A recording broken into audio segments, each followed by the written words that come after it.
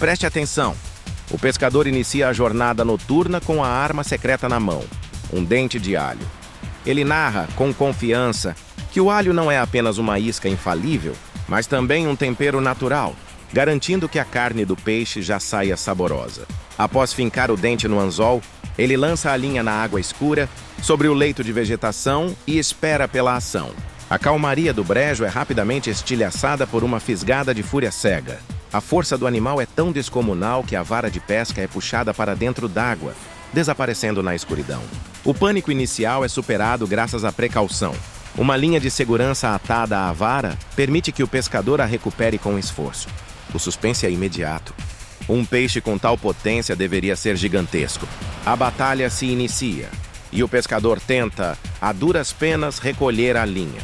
O peixe, porém, não se dá por vencido e ataca novamente. Com uma força explosiva, a vara é mais uma vez levada para o fundo, sumindo sob a superfície, e novamente a linha de segurança se mostra vital para a recuperação.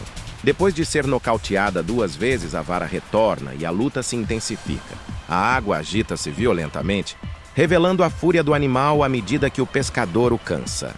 O momento da verdade chega. Finalmente, ele guia a criatura para a beira.